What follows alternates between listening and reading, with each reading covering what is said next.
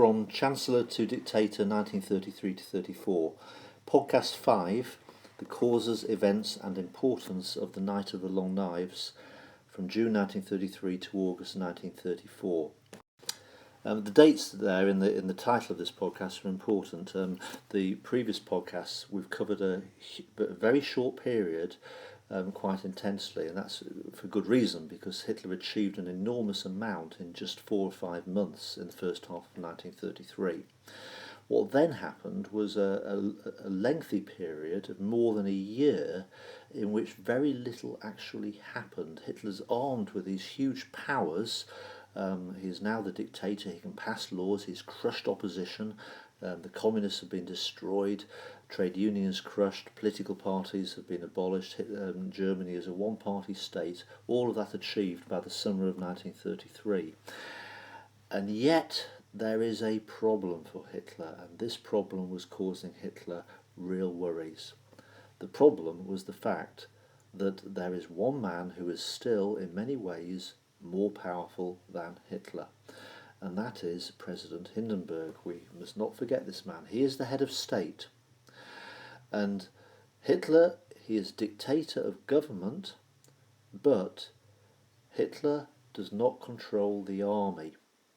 It is the head of state who controls the army, and Hitler is not yet head of state. Now, you could argue that Hitler could simply, he could have Hindenburg removed and he could declare himself to be the president, but if he were to do that, he would have to go to war against the German army, and to do that, Hitler would have to take on the army with the SA, his own private army. Now, again, you could argue that the SA, 2 million men, the German army is only 100,000 men, that the SA would win that fight, and they would win that fight. But Hitler needs the German army, because we know, of course, that in the long term, Hitler eventually wants to go to war for living space in the East, and to fight against Russia in particular for that living space, he needs the German army. Now, the German army are not Nazis, but they are professional soldiers, and for the moment at least they are very sympathetic, and they agree with Hitler. After all, they played a big part into putting Hitler into power.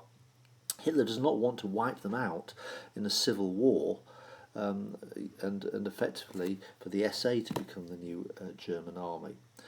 Hindenburg is getting old. His health is declining.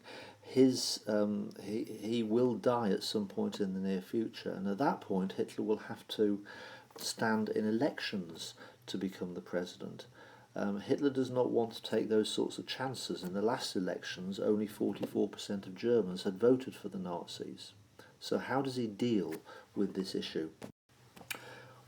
Well, the problem that really lay here for Hitler was the leader of the SA, Ernst Röhm. Hitler and Ernst Röhm went back a long way. They were close friends. Röhm had been very loyal to Hitler ever since the early 1920s. Röhm, the leader of the 2 million strong SA. The problem was, Röhm saw the SA, the Nazi private army, as the future German army. He wanted the SA to take over the German army. Hitler doesn't want that to happen. As we said, he wants to keep the German army, who were not Nazi. They were small, but they were professional and they knew how to fight wars. But at the same time, Hitler doesn't want to disappoint his friend, who has been very loyal to him. And the SA, of course, have been very useful to Hitler. They have crushed the communists. They have been that propaganda image of unity and strength that has helped win so many Germans to vote for the Nazis and to support them for the Nazis. So how's he going to deal with this? Well, Hitler took a whole year before he eventually made the decision. He sat on it, anxious about it, a whole year. It wasn't until the summer of 1934 that Hitler dealt with the problem, because in the summer of 1934 the army leaders that had voted, that had put Hitler into power, that had backed Hitler into power, started to express concern. They started to say, look, we're worried about the SA. You need to sort them out. Röhm was being very vocal. He was speaking out. He was saying that we want the future German army to become the SA, and the army leaders were anxious about that. And that worried. Okay, why did it worry Hitler? Because Hindenburg was the commander-in-chief of the army. He was the spokesperson for the army. And Hitler was worried that if the army felt this way, at any point Hindenburg could step in and dismiss Hitler as Chancellor. That would result in a civil war. Hitler would have to go to war against the German army, and Hitler couldn't afford for that to happen because the German army were the professional soldiers he needed for his future long-term plans. So, Hitler made the decision. He made the decision in June 1934, and his decision was brutal. He decided to arrest and execute the leaders of the SA, effectively to cut off the head of the SA. He couldn't arrest 2 million men. He still needed the SA. They're still important for its role of displaying unity and strength, but the problem lay with the SA leaders. So what did Hitler do? How did Hitler do this? Well, he used the SS. Heinrich Himmler, the head of the SS, and remember the SS were the black shirts. They were part of the SA, but they were Hitler's bodyguard. Well, what Hitler did is he went to Himmler and said, I want you to murder your boss. I want you to have the SA leaders executed. You will do it, and in return for that, the SS will become a completely independent organisation separate from the SA. So on the night of the 30th of June 1934, the SS rounded up the SA leaders. Again, Hitler's tactics were very clever. The SA were given a holiday the week before, so they were relaxed and not ready for the attack. There were knocks on their doors on the night of the 30th of June, and they were literally shot on the spot. More than 400 people died on that night, most of them SA leaders, but Hitler used it as an opportunity to remove old enemies, settle scores. So people like General Schleicher, the Chancellor before Hitler, also died on the night of the long night. 5 weeks later, on the 2nd of August 1934, Hindenburg died peacefully in his sleep of old age. The German army, of course, were grateful to Hitler. He had dealt with the SA threat very decisively, and he had preserved the German army as the future, as the bearers of arms of the nation.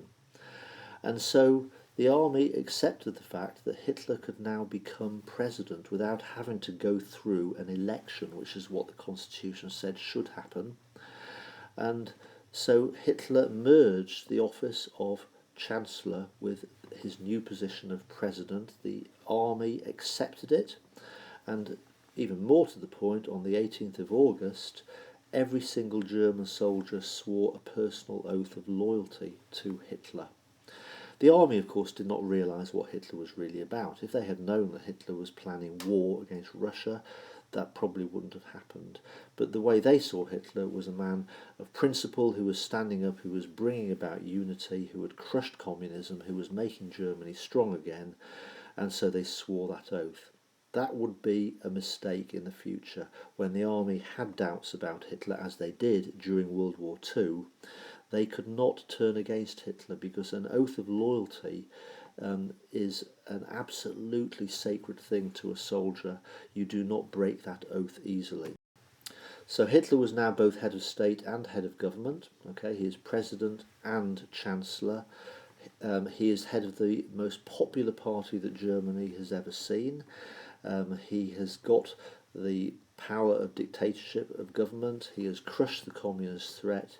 He is all-powerful. The new combined titles of Chancellor and President, Hitler created a new title for himself, and the title was Führer, all-powerful leader of the German nation and people.